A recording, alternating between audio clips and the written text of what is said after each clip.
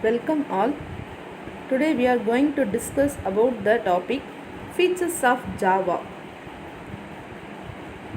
So normally the main objective of Java, that is Java programming language creation, was to make it simple, portable and secure programming language.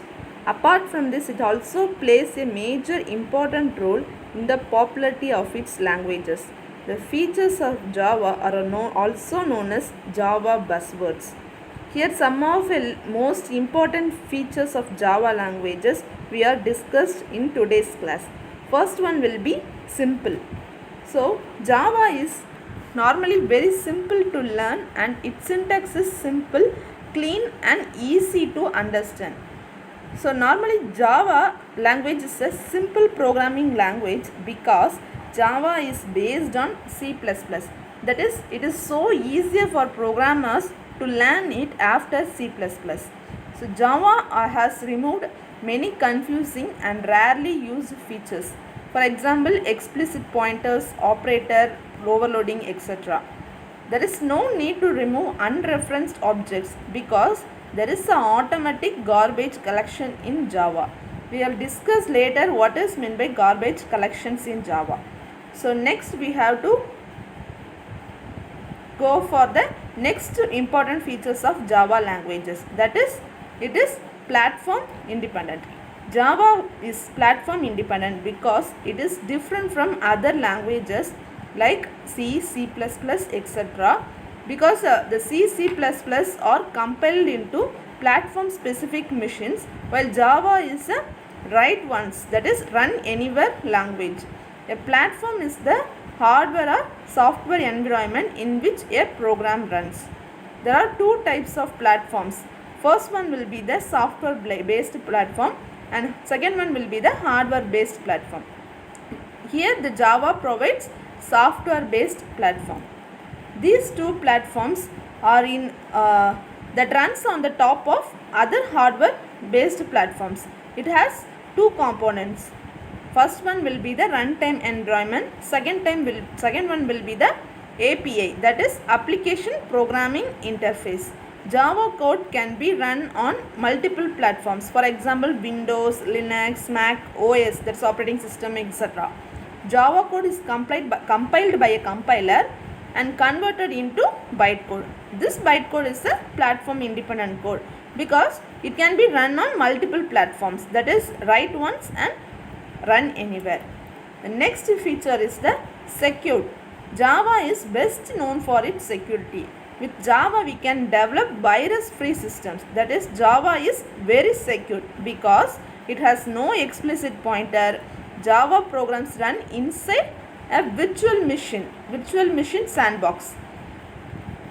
Next one, class loader. Class loader means the class loader in Java is a part of JRE. Here JRE means Java runtime environment, which is used to load the Java classes into JVM. JVM means Java virtual machines. It adds security by separating the packages for the classes of a local file system. So next, bytecode verifier. So it is a verifier. So bytecode verifier, it checks code fragments for illegal code that can violate access right to objects. Next one, security manager. It determines what resources a class can access, such as reading and writing to the local disk. These security are provided by the Java languages. So next feature will be the robust. Robust simply means strong.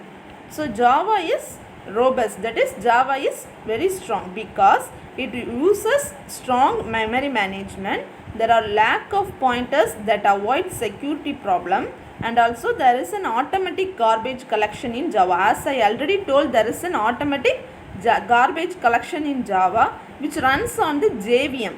So it runs on the Java virtual machines. Next, there is an exception handling and type checking mechanism in Java. All these points makes Java very robust. Next one will be architecture neutral. So Java is architectural neutral because there is no implementation dependent features. For example, size of primitive type is fixed. In C program, int data type occupies 2 bytes memory, 2 bytes of memory for 32-byte architecture and 4 bytes of memory for 64-bit architecture. But in Java, it occupies 4 bytes of memory for 32 and 64-bit architecture. So next one will be the portable. So Java is portable because it facilitates you to carry the Java bytecode to any platform you want. It doesn't require any type of implementation. So Java is a portable. The next features of Java is it is high performance. So Java is faster than other traditional programming languages. For example, because Java bytecode is closest to native code, so that it is very traditional when compared to other programming languages. It is still little bit slower than a compiled language. That is, for example, C++. C++ is a compiled language. It is very little bit slower than this compiled languages. Java is an interpreted language. That is why it is slower than compiled languages. For example, C, C++, etc. So next one, distributed. Java is distributed because it facilitates users to create distributed applications in Java. And RMI and EJP are used for creating distributed applications. This features of Java makes us to access files by calling the methods from machine on the internet. So Java is a distributed. So next feature will be multi-threaded. A thread is like a separate program executing concurrently. So we can write Java programs that deals with many tasks at once by defining multiple threads. The main advantages of multiple threading is that it doesn't occupy memory for each thread. It shares a common memory area. Threads are important for multimedia, web applications, etc. So next features will be dynamic. Java is a dynamic language. It supports dynamic loading of classes. It means classes are loaded on demand. It also supports functions from its native languages, that is C and C++. Java supports dynamic compilation and automatic memory management, that is garbage collection. So next one, as I already told, Java is having a garbage collections. So garbage collection means objects are dynamically allocated by using the new operator. Dynamically allocated objects must be manually related by use of a delete operator. So this new operator and delete operator in the garbage collection plays major important role. Java takes a different approach. It handles deallocation automatically. This is called garbage collection. When no reference to an object exists, that object is assumed to be no longer needed and the memory occupied by the object can be reclaimed. This is the garbage collection process. The garbage collection only occurs during the execution of the program. Whenever the program is executed, the garbage collection will be occurs. It will not occur simply because one or more objects exist that are no longer used. So next one will be the Java environment. So next topic, Java environment, JRE. JRE means Java Runtime Environment. It can be also written as Java RTE. The Java Runtime Environment is a set of software tools which are used for developing Java applications. It is used to provide runtime environment. It is the implementation of JVM, that is Java Virtual Machine. RTE means Java Runtime Environment. It physically exists. It contains set of libraries plus other files that Java virtual machine uses at runtime. So the implementation of Java can also actively released by other companies besides the Sun Macro System. So this is the Java, JRE, Java Runtime Environment block. Here we are the Java Runtime Environment having Java Virtual Machine. It is the implementation of Java Virtual Machine and it also contains set of library plus other files that Java runtime uses at Java virtual machine uses at runtime. So next, Java development kit. Java development kit is shortly known as JDK. It is a software development environment which is used to develop Java application and applets. It also physically exists. It contains JRE plus development tools. JDK, that is Java Development Kit, is an implementation of any one of the following Java platform. The Java platforms are Java Edition Java platform, Enterprise Edition Java platform, Standard Edition Java platform, Enterprise Edition Java platform, and Micro Edition Java platform. These three are the following implementation of given Java platforms. The JDK contains JVM, that is Java Virtual Machines, and some few other sources such as loader, compiler, Java developmenting, some other developmenting tools. The JVAC, that is Java is a compiler. It is a developmental tool, and Java, and also it is contains of documentation generator, that is Java doc, and archiver JAR. It also contains some other development tools in addition to the Java runtime environment. So this is the Java development kit. So next one, Java virtual machine. Java virtual machine is an abstract machine. It is a specification that provides runtime environment in which Java bytecode can be executed. So Java virtual machine is platform independent. So platform independent means it is available for many platforms, that is hardware and software platforms, many hardware and software platforms. JVM performs the following operations. The operations are loads code, verifies code, executes code, and also provides runtime environment. So this is the architecture of JVM. Next we have to study about the architecture of JVM, that is Java Virtual Machines. The architecture consists of a class loader, and here a Java memory allocation by JVM, that is class area, heap, stack, PC register, native method stack, and also it consists of an execution engine, native method interface, and also Java native libraries. So first we have to know what is class loader.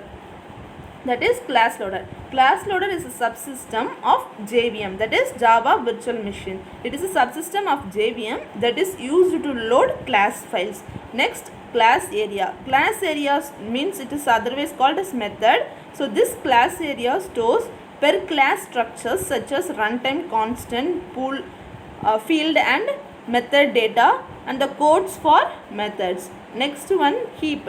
Heap is a runtime data area in which objects are allocated. Here, next one, stack. Java stack stores frames. It holds local variables and partial results and plays an important role in method invocation and return. So next one, PC register. So PC register, what is meant by PC register? PC register is nothing but program counter register. Program counter register contains the address of the JVM. The JVM address will be contained in the PC registers. The JVM instruction currently being executed will be in the PC register. So next one will be the native method stack. Native method stack, it contains all the native methods that will be used in the application. The next one, execution engine. This execution engine contains a virtual processor interpreter to read bytecode stream, then execute the instructions, and compiler is used to improve the performance. This compiler is a part of the bytecode that have similar functionality at the same time. For reducing the amount of time needed for the compilation, JIT compiler can be used.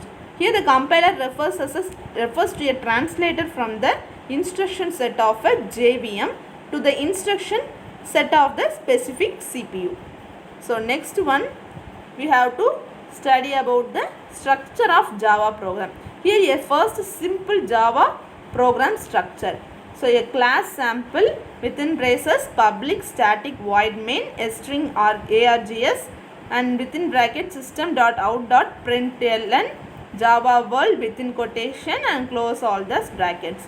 So here the class, this class keyword is used to declare a classes in Java. So this class keyword is used to declare a classes in Java, and then simple to execute the Java program, Java simple is used.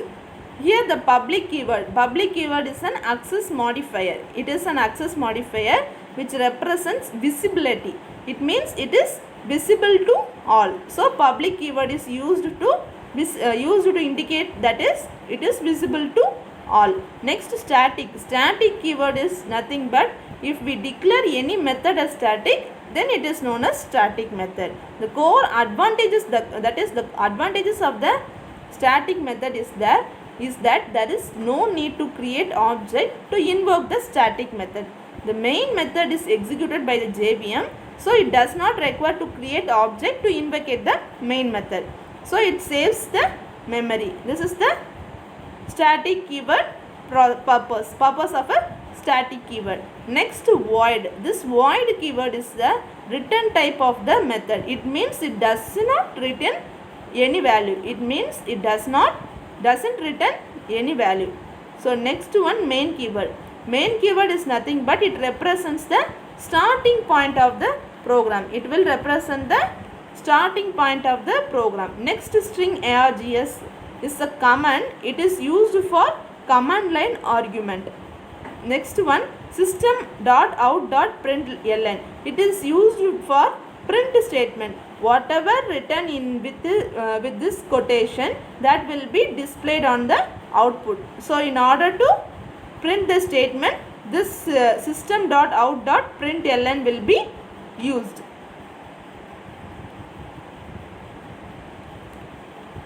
Here, as I already stated, Java source program is written in Java. The Java, as I already told, that compiler, Java compiler. The Java is a compiler. It will compile the Java program, and the result of the Java compiler is the class file or bytecode. It will be not in the form of a machine native code. It will be only in the form of a bytecode. This bytecode generated is not is a non-executable code and needs an interpreter to execute the machine. It needs an interpreter, that is, it needs a Java virtual machine to execute the bytecode.